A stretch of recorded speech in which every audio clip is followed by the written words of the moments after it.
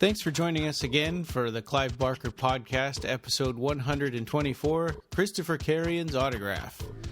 Keep listening. We talk about an upcoming Clive Barker event, some Clive Barker artwork for sale, Nightbreed comics, and his Dread Central story about the Hellraiser 3 unreleased version, really an exclusive. We also cover Duels of Blood, the results of the Final Four, and once again we're joined by Max. It's a little shorter this time around, so we save your ears. Today's sponsor is Jordy Calendar. This episode is sponsored by Jordy Calendar, spelled Jorte. Jordy is a customizable calendar and journaling app for both iOS, which is iPhone and iPad, and Android. And if you're already using an Apple or Google calendars, Jordy can sync those events, and you can follow cool stuff like sports, news, or for us, there's horror like Shock Till You Drop. You can even add a weather forecast. Your stuff is backed up in Jordy Cloud, so you don't have to worry about losing your data when you're switching devices. It's free to download from the app stores, but you can help them to know you got it from us if you use the custom URL bit.ly/pinheadcalendar, all one word. So bit.ly/pinheadcalendar. And we thank them for their support.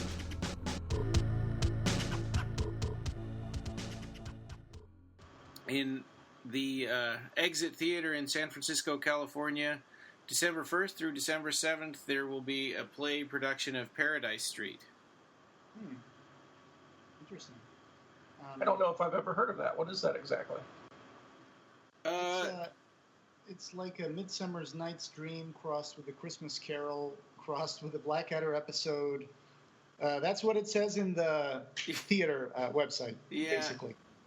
As for the play itself, have you read it, Ryan? Yeah, that's the one with Queen Victoria, right? Oh, that's right. Okay, and she gets transported into modern day, or there's something like that. It's been a long time since I read it. It's in one of those volumes of theater plays called The Forms of Heaven and Incarnations. Oh, okay. At the moment, I can't recall exactly which volume has that one. I read it once, I think, many years ago, so I need to go back and reread it. It's very funny. It's very comedic, from what I recall. That's how I remember it, too. Mm-hmm. So this was probably written when, like, in the early 80s, or... Yeah, or either late 70s or early 80s. Okay. Yeah, Dog Company years. With Doug Bradley, and I think Simon Benford might have been in this one as well. Oliver Parker.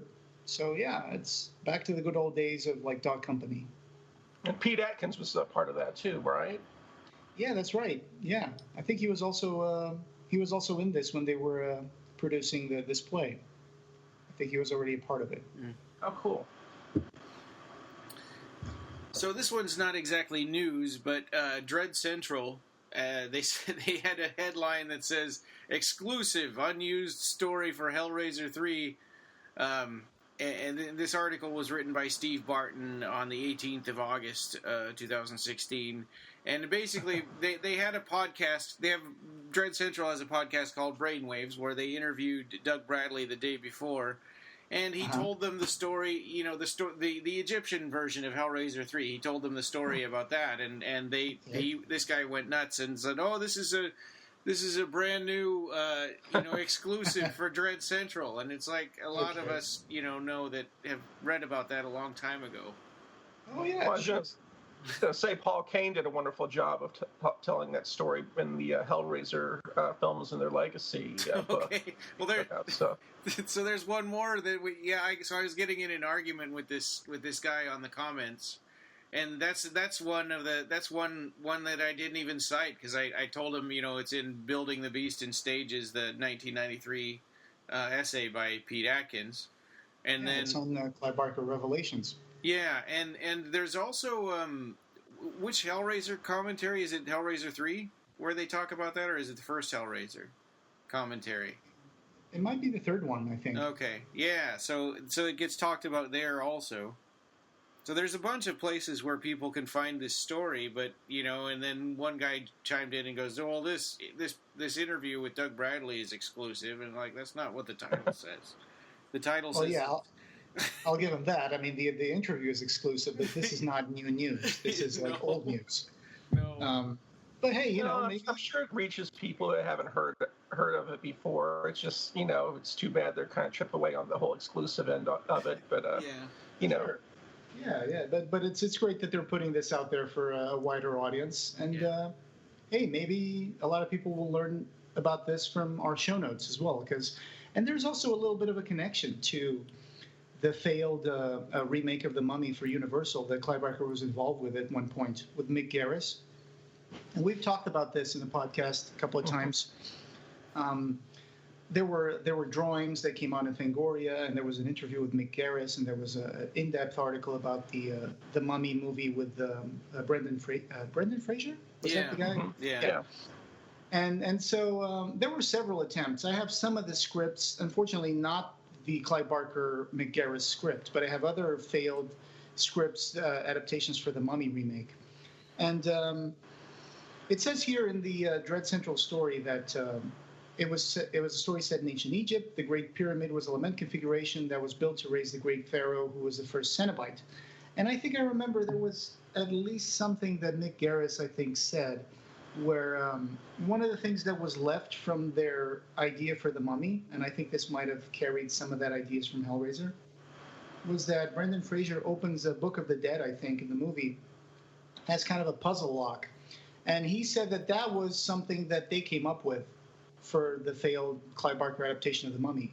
Like that there would be a book with a lock that they would have to pick, like a lament configuration.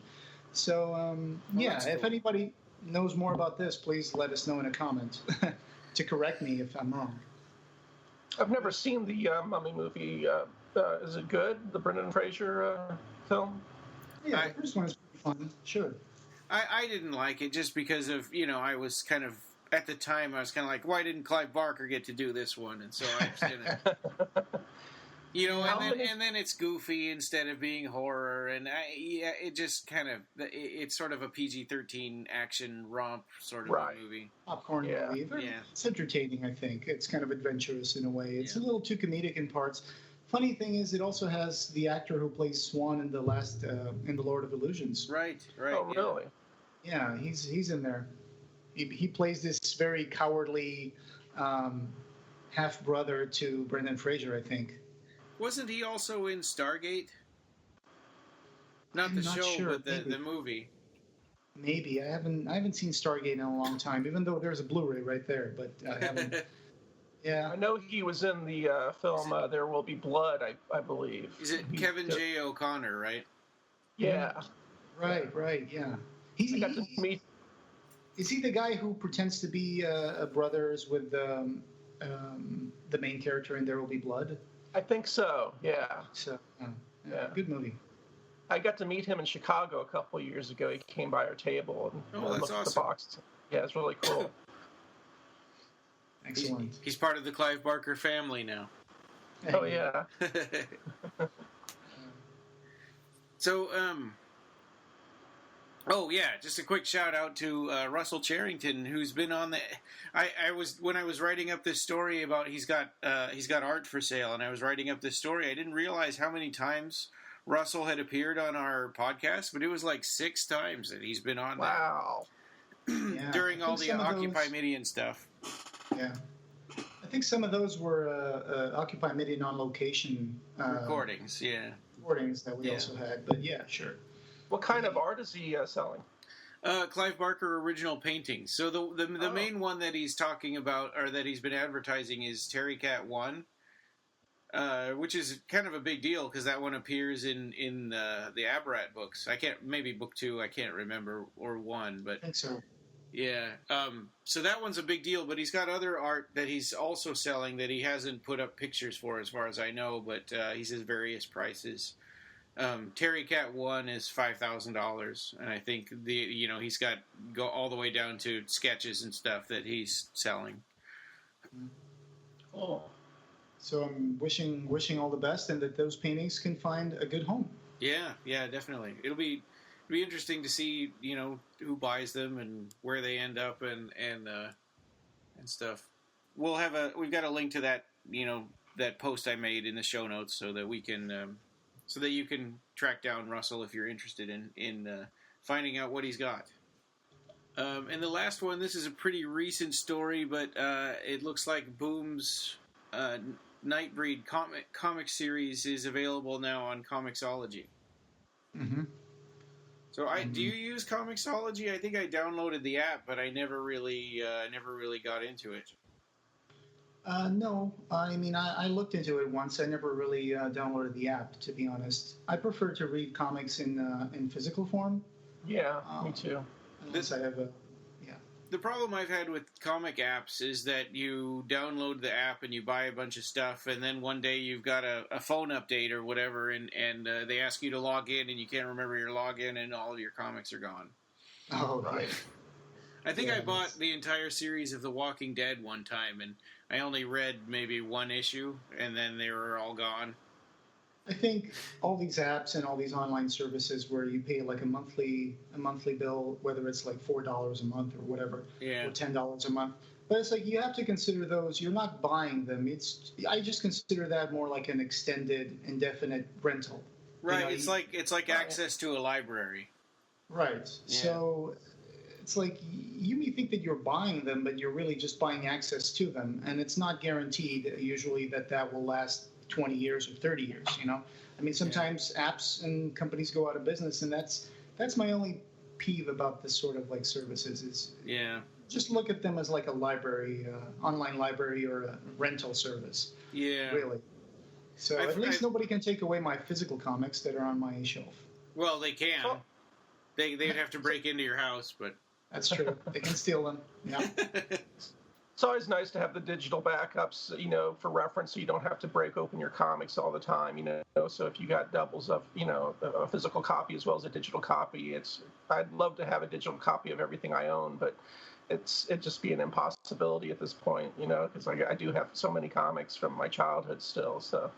Yeah. Right. And I think nowadays, with the rise of these apps, and especially like the Marvel app as well, I'm not sure, but I think that there's like this little code or something that you can punch into your app.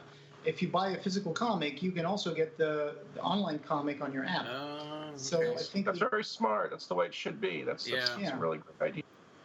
Right. You can only use it once, but you get a copy on your account, and that's a good thing. Like buying a vinyl nowadays usually brings like a little download for the MP3s. Exactly. And the way that I see it being useful, these kind of things being useful, is for old back issues that you're not going to find, you know, easily, you know, in physical form if you don't have them. Oh, right. Whether they're too expensive or rare. Or exactly. Then you could get a chance to read the beginning of Spider-Man or something like that. Right. Yeah. That's a great way to see that stuff, since those things are so rare. But you know, you wouldn't want to be opening some of those old comics either. You know. Yeah, exactly. Yeah, but it's okay if you get fingerprints on your iPad or whatever, or tablet. I just think of it like only if it's like a deluxe edition or something like that was really expensive, and you know that it's very limited. I try to be careful. I was always raised to be very careful about, don't crack the spine of the book or this or that. But nowadays it's like if you buy a paperback, sometimes I'll really just I don't write on books. That's the draw. I draw the line at drawing on books. But sometimes I had paperbacks that I just threw in my backpack and they were there for like weeks, and you know, I mean, it's not like it's an only thing, right? I mean, it's a mass market paperback.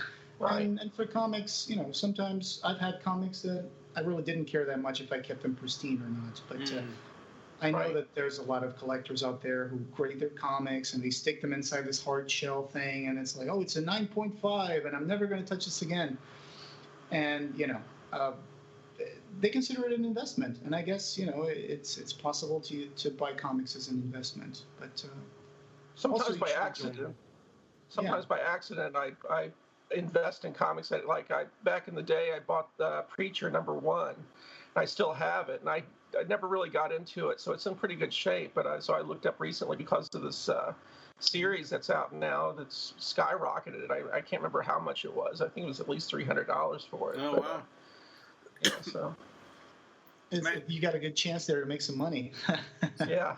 So I used to have and now that the TV show is on, you know, the interest is rekindled. Just like when I used to have this little Starscream edition from the first generation Transformers that I got when I was a kid, and I always kept it like I didn't have the box anymore, but I kept it for a long time in a closet. And then when the Michael Bay Transformers movie came out, I saw that someone sold one just like mine without the box, and they sold it for like $1,900 or something. Wow. I know. And I was like, I considered, should I try selling mine or? Yeah. And then I kept it, and and then the other Transformer movies came out, and that's all she wrote. I've been debating about selling my Teenage Mutant Ninja Turtles comics because I collected those before the cartoon came out, and I don't have number 1 and number 2 first printings. I just have like later printings of those two, but I have all the rest of them in first. You're talking about the old black and white versions, right? Yeah, those are awesome. Yeah, I really like them, but I haven't dug them out in years, so I just don't know if I need to keep them. I was lucky enough to a couple of years ago, I went to San Francisco with Sarah, and we visited the comic book museum there in San Francisco. And they were having an exhibit of the Teenage Mutant Ninja Turtles. So they had TVs playing the old cartoons in the corners, and then they had all these decorations in the walls. And there were like literally hundreds of pages from the original art of Kevin Eastman, I think. Yeah. And the first 4 comics are magazine format, so they're gigantic and they don't fit in the long boxes. Yeah, and the original art is pretty big too. It's usually larger because they shrink it for the pages of the comic books. But it was really amazing to be able to look at that black and white artwork and just enjoy it. Yeah. Well, and they and I guess I was a little too old for the cartoon when it came out because I always felt like it was sort of a dumbing down of the in the very first issue they stabbed Shredder through the chest with a katana and shoved a grenade in him and pushed him off a building. Wow. Talk about overkill. Yeah. And why were the Foot Clan robots and the Utroms were supposed to be good guys? They made them into an evil alien. Yeah, they were robots, so they wouldn't have blood and they could just be slashed down. Yeah. The original run was very more subversive than the mass market stuff that came out, even the movies that came out later. Yeah. And all their masks were the same color. That was red, right? Yeah, exactly. Which I thought was cool. And then why have their initials on their belt buckles? Oh, they did? I never noticed that. Yeah, in the cartoon they did, yeah. Okay. Oh, man, I never noticed that. Or maybe I noticed and I forgot because I haven't seen the cartoon in ages. But, all right. So, I guess it'd be like if they made a cartoon out of the Nightbreed, we would probably not like that either. Like a Saturday morning cartoon. I don't know. I could get into it, I guess. Yeah. But we know that Pelican would probably just be like slashing at people, but just pushing them out of the way instead of like slashing them. Or you'd see them slash like the shirt and see like shredded shirt fly off, but you wouldn't see any blood. Yeah, like Wolverine, I guess. Huh? Yeah. Like Wolverine in the X-Men, he only slashed robots as well, I guess. Yeah. Yeah, right. Now that I think about it. There was one issue of the comic one time where I don't remember who this lady was fighting somebody and she was about ready to kill them, and he runs over and he goes, "X-Men don't kill," and he stabbed her right through the chest with his claws. Oh my god. Wow. I wish I still had that one. Yeah, maybe we could have like a Saturday morning cartoon with a Weebly Deebly Le Marchand. There we go. Yeah. So is that he's based on the bad guy one from Books of the Damned, right? He's not like based on the Hellraiser 4 version. I specifically commissioned Chastain to do the comic version. Okay. And not watch the fourth movie. Yeah, right. So you can't watch this until you're done. Yeah, the Bloodline Le Marchand wasn't that striking in terms of a figure as the one in Books of the Damned. I mean, it's just a handsome-looking guy wearing a three-pointed hat and long stockings. He was sort of a Brendan Fraser look-alike. Right. All right, so this takes us to the Duels of Blood. Yes. And the round 5 just ended, right? Yeah. So, which was the final 4. We had Julia versus Christopher Carrion and Cabal versus Harvey Swick. Boy, that was really close. Those numbers. Yeah. It was a lot closer than I had expected. I mean, I thought that Julia would beat Christopher Carrion by a lot because, movie character. And same with Cabal versus Harvey Swick. I thought that would be, a big difference. But it wasn't that wide of a gap. Yeah, this is what it finally came down to is, the Aberrate characters, Julia won against Christopher Carrion, right? I mean, the Aberrate characters didn't really make it very far with the exception of Christopher Carrion. I mean, half of them didn't even make it past the first round. And they were, I think, Matter Motley lost to the Jeff, and Squealer that lost to Yabu. Yeah. Jimothy Terry was the one that lasted a bit more. He beat Maximilian Bacchus in round 1, Yabu on round 2, and he finally lost to Piopa in round 3. So, but Carrion, on the other hand, he's doing great. He beat Rawhead Rex on round 1. Yeah, he beat Harry D'Amour on round 2, and he beat the villain, Mr. Hood from Thief of Always, on round 3, and Piopa on round 4. Wow. So he's been a big favorite for a long time in this Duels of Blood, I think. Yeah. Yeah, I think I was thinking about this, and I think part of the what we can attribute this to is that I think that people who love all of Clive Barker's stuff, his books and everything, also like the movies. But there are people who just like the movies and haven't really read any of his books. So that kind of gives the movie characters an edge, I think. Mm-hmm. Yeah, absolutely. Because they're actors and people connected to them in the movies, and they've met them in conventions, and they like the character. The character is also in the book. The Hellbound hard novella. So there's multiple levels on which people can get attached to this character. Yeah, I want to go to the Christopher Carrion booth and get some autographs.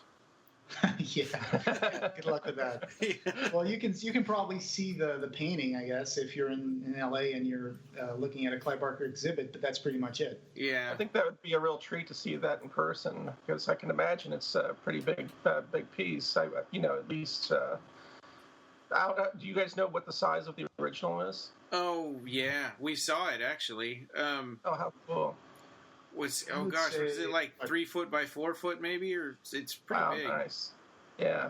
Was it the same size as that Matter Motley thing that we saw? Yeah, yeah. So that's like a 3 by 4, I guess. Yeah, seems that seems about right. Mm-hmm. Were you guys allowed to take any photos at all, or how'd that work out? Yeah. Oh, that's nice. Oh yeah, they let at first we were really. I've been there a couple of times, and at first I was totally terrified to take any pictures. I thought everything was top secret and stuff, but they're like, "Nah, do whatever you want." Yeah, we took some pictures. I'll add a couple to the show notes, I guess. Oh, that'd be great. Yeah. I remember seeing them before, some of the ones you shared that right after it happened. But I'd like to see those again. It'd be great. I think a lot of the paintings were stored in a condition that didn't allow us to actually see most of them, but you would see like a garage full of very neatly stacked and hung paintings and stuff like that. But then all over the studio there were plenty of them that they were scanning and taking pictures of, and using them to design new prints for the Clive Barker store and stuff like that. So awesome. You get to see a lot of them. Yeah. I just wanted to mention the numbers for this Julia versus Christopher Carrion is 51% went to Julia and 49% went to Christopher Carrion. So that's just to make sure that everybody knows how close that was. A total of 1221 votes, which is pretty cool. We've had a pretty good turnout for these last few rounds. Yeah. And Julia, she beat, I think, Tiffany in the first round. Then she beat the Wire Twins in the second round. At the third round, it was a killing because she was up against CD, and that was I think CD got how many votes? I don't even remember, but it was not many. And finally, she, on round 4, Julia beat Butterball. So Julia also has been doing great, even though she was up against some very weak characters like the Wire Twins and CD, but she pulled through. She has a really, really good chance of winning the whole tournament, I think, at this point. Yep. She just takes out that hammer and starts hammering away. Yeah, right. Yeah. Yeah, I mean, I guess now, of course, Cabal beat Harvey Swick, and also by a similar narrow margin. It was just 52% of the votes. Mm-hmm. So now we've got two characters that started out as human and became sort of supernatural monster characters, I guess. Oh, it's a good catch. Yeah. But one of them is a good guy and one of them is not. I mean, I think Julia is only sympathetic for about, the first, 20 minutes of the movie, and then that's it. Then she becomes more fascinating than relatable. Yeah. Yeah, the second movie really makes her the prime kind of link to Leviathan and everything, so it's like... it's kind of even surpassing Cenobites in some sense, I think if Hell was a restaurant, then Julia would be the hostess. There you go. Yeah, let me find your seat. Yeah. Oh, here it is. It's a Cenobite maker. Yeah. Your waiter will be with you shortly. And so, and Cabal, he's been doing very well as well. I mean, he started out beating Baphomet, which kind of a weird matchup there, but he pulled through. Then he beat Kinski. Finally, he beat Decker on round 3, and round 4, I think he beat Narcisse. Yeah. And now on round 5, he's gone up against Harvey Swick and won. Yeah. So we're only going to have just the one. Actually, probably as you're listening to this, we'll have our final round. We'll leave it up for a couple of weeks. Julia, obviously, versus Cabal. And I'll be really interested to see how this goes. I mean, we've spent a lot of time, I think, with Nightbreed. Well, I think we've talked about Hellraiser a lot, too, on this podcast. But because of Occupy Midian and the Cabal cut and the director's cut, we've spent a lot of time talking about Nightbreed. Yeah, and then today, after our conversation with Max, we're going to do a commentary track for Nightbreed, the director's cut. Which will be really cool. Yeah, that'll be really fun. We haven't really officially done that. After the movie came out, we haven't spent a lot of time talking about the director's cut. For a break mainly. Yeah, it's going to be hard to come up with stuff that we haven't already said repeatedly, but I guess that's why we're gonna be doing it as a group. Is Rob going to be with us for that? I don't think so. He didn't mention it. Okay. Well, the two of us are going to be bouncing back and forward, I guess. That's the best way to come up with new stuff to talk about the movie. It'll be a great revisit no matter what, because, that's the Occupy Midian has been, 2012, and you guys talked about it probably. So it's been a few years, so it'll be a great revisit to Right. So Julia moves on to the final round, and then she'll have a worthy opponent. She's getting up against Cabal. We'll get a nice-looking picture for the final rounds, with Julia wearing the black dress that she was supposed to have at the end of Hellbound, fit for the Queen of Hell. Yeah. So let's cool. see if that's going to spruce it up a little more. And, also, we'll have a new picture for Boone. So so that'll be fun. One last thing on Duels of Blood that I wanted to mention before we move on here. I think it was round 2, we had a contest, and I didn't ship out the prize for that for the person who which is a Hellraiser T-shirt, and I didn't ship that out yet. And there was one time with my Gmail where I clicked the thing to empty out my archives, and that cleared out my entire inbox. Oh no! Johnny Blade, I think, did that, right? Okay. You can contact him through Facebook. Yeah. So we'll try to contact you, or if you want to contact us, I need to get that out to you, and I know it's been like a month or more. So sorry about that, but I do still have that and ready to mail it out. Awesome. Also, the competition wasn't over yet, so we were just expecting someone else to come up with. Oh, that's true. Their own signs and rally posters for their favorite character. People prefer to vote, I guess, and it's fine because this round 5 had over 2,400 votes. So thanks for everybody who voted for it, and I hope that your favorite character won.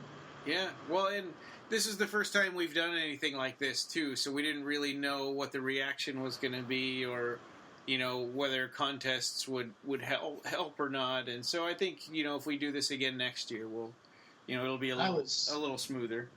I was very surprised at the amount of votes that we got on each round. I mean, it was crazy. There was one round that we had almost 5,000 votes, and it was just insane.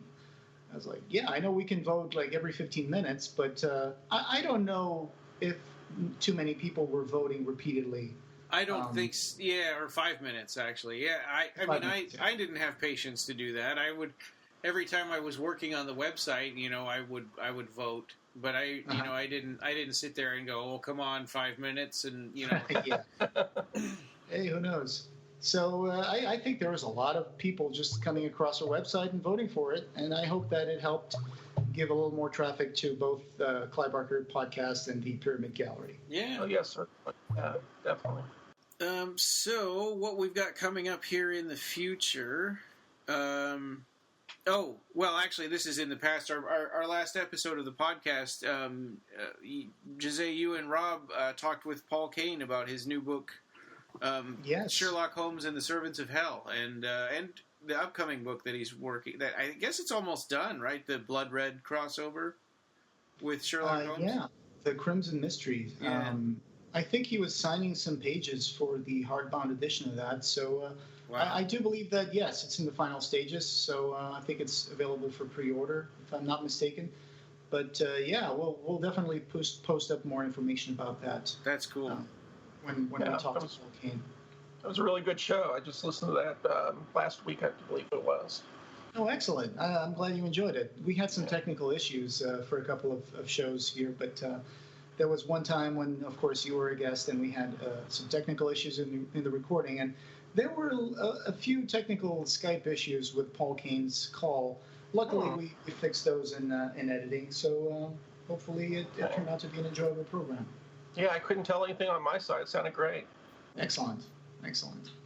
It's always great to have Paul Kane with us because he's just such a talented writer. I really enjoyed everything that I've read from him so far, and for a long time, all I knew his name from was the Hellraiser movies and their legacy, the book that came out, and so I was very, very happy when we started interacting more with him, and we started getting more of his books and started reading them, and it's been fun. Now he's a friend of the podcast, so. Yeah, that was a cool episode. I still need to finish reading the book. I've been so slow getting that done, but I think you'll enjoy it because the book starts off slow, but then it just becomes very, very interesting in the second part, and the third part is just all out. So I'm not going to spoil it for you. I know that's one of the reasons why you weren't in the episode was because you couldn't finish it in time. So yeah, and I was a little afraid of spoilers, and also I felt like I should have finished the book before talking to him. Cool. Maybe we can return to that discussion in the future in another episode. Yeah. And then coming up, obviously we touched on this just a bit ago, but we're going to be recording our commentary for Nightbreed, the director's cut. And I guess you could say this is the first time we'll be doing commentary where our names are in the credits. Right, yeah. And the special thanks, I guess, even though my name is misspelled, but that's fine. Well, it's mostly your name. Yeah. Mine, and I think Jovanka Vukovic was also misspelled in the credits. Oh, yeah. I don't know who worked on the credits, man. But it was fun. It was fun to be there in LA and watch it in a big theater. I had seen the Nightbreed in a big theater before in Portugal, but it's always different when you get to see it in a beautiful movie theater like the Crest. Oh, that was great. Yeah, and we'll definitely be talking about that, I would imagine. Mm-hmm. Max, do you have anything coming up or places to look out for you? I mean, I think we already talked about the Days of the Dead in Kentucky, right? Yeah. That's my next show. A week from now, I'll be taking off and traveling to Louisville, Kentucky. And so Days of the Dead, and then there was another one, right? We'll be doing Spook. Empire in Orlando, Florida, in October. That's going to be a big show. They just announced the actress who plays Eleven in Stranger Things. And also Weird Al, right? Go ahead. Your voice is breaking up a little bit. Yeah, that's exactly what was happening with you guys too. So Spooky Empire in California, and Weird Al is going to be there. And what are the dates for that? That's actually in Orlando, Florida. Okay. Spooky Empire, but I believe that's. Let me see. I just closed down all my windows, so I'm not sure what the date was again. I think it's October. We can put it. We'll find it and put it in the show notes. Yeah. Sorry about this, guys. I'm not sure what's happening. I feel like I need to apologize because I've been corrected since the last few times that we've had Max, and we've talked about the convention in Louisville, Kentucky. And I've been corrected several times by people telling me it's not Louisville, it's Louisville, Kentucky. That's how you pronounce it. So for everybody, you can say Louisville, or the people that live there say Louisville. Right. So there you go. Yeah. I actually had to look up a YouTube on the pronunciation at one point, because I remember one time when my mom flew there on some trip, she was corrected on the plane, on the jet, when they were like kind of tarmacking or whatever, and they were trying, and so there was a big conversation about how it was pronounced, about how the locals pronounce it. Yeah, they're very defensive of the pronunciation of that place. I can vouch for that. So Louisville, Kentucky. Yeah. And then Orlando, Florida. So awesome. Send us some links to that, or we can look them up, and we'll add those to the show notes. Awesome. All right. We'll also be doing a show in October in Champaign, Illinois, History and Horror Convention. We'll be doing that with Michael Herndon, the artist who illustrated the last two chapters of the Cenobium story that we put at the Pyramid Gallery. And he'll be bringing a number of those paintings to the show. So it'll be one of our first shows where we're doing that. We'll be bringing in artist Chris Watson to the Spooky Empire show. These will be some of the first shows where I'm bringing people who do paintings and stuff. So it'd be cool to show off their work. Where was that one again? The Spooky Empire, Orlando, Florida. We'll have Chris Watson, and then Champaign, Illinois is the Dark History and Horror Convention with Michael Herndon. Oh, okay. Dark History and Horror. I think that's what I missed. I might make you get Weird Al's autograph along with Christopher Carrion's autograph. Well, there you go. It's strange that I don't see the connection to a Weird Al being at a horror convention. No. Didn't he do a remake of Michael Jackson's Thriller or something? Or I'm not sure if he ever did that or not. Yeah. No, he didn't. He just didn't eat it. And then, but he did a song called "Nature Trail to Hell," which is sort of a spoof on Friday the 13th. Oh, okay. I'll have to look that up.